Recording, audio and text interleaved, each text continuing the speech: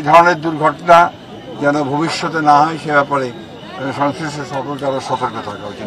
আমি দলের পক্ষ থেকে, আমার চেয়ারপারসন দেশনেত্রী খালেদার পক্ষ থেকে এবং আমার অ্যাক্টিং চেয়ারম্যান তারেক রহমানের পক্ষ থেকে আমরা শোক জানাচ্ছি। খবর পেয়েছি, আমাকে ডাক্তার সাহেব বললেন যে এখানে 52 জন রোগী আছে, তার মধ্যে অর্ধেকের বেশি অত্যন্ত মুমূর্ষু অবস্থায় আছে, তার আশঙ্কাজনক অবস্থায় আছে, তাদের শ্বাসনালী পুড়ে গেছে।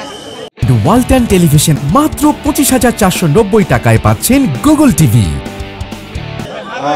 তারা আশঙ্কা করছে যে এটার জন্য সময় লাগতে পারে অথবা ফ্যাটাল কিছু করতে পারে।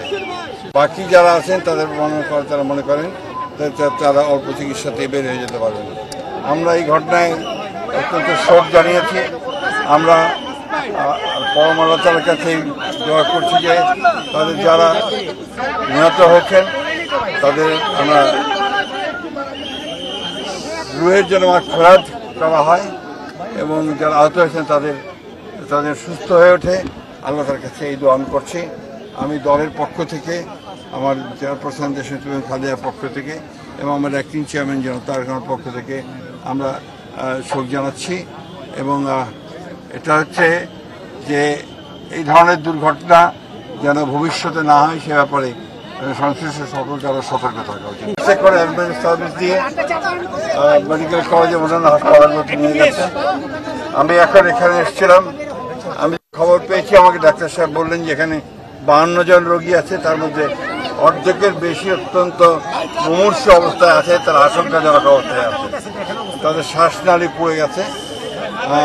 তারা আশঙ্কা করছে যে এটার জন্য সময় লাগতে পারে অথবা ফ্যাটাল কিছু করতে পারে। বাকি যারা আছেন তারা মনে করেন তারা অল্প চিকিৎসাতে বের হয়ে যেতে পারবেন। আমরা এই ঘটনায় অত্যন্ত শোক জানিয়েছি। আমরা পরম আল্লাহ তাআলার কাছে দোয়া করছি যে তাদের যারা নিহত হয়েছেন তাদের আমরা রুহের জন্য মাগফিরাত করা হয় এবং যারা আহত হয়েছেন তাদের সুস্থ হয়ে ওঠে। আল্লাহ তার কাছে এই দোয়া আমি করছি। আমি দলের পক্ষ থেকে, আমার চেয়ারপারসন দেশনেত্রী খালেদার পক্ষ থেকে এবং আমার অ্যাক্টিং চেয়ারম্যান তারেক রহমানের পক্ষ থেকে আমরা শোক জানাচ্ছি।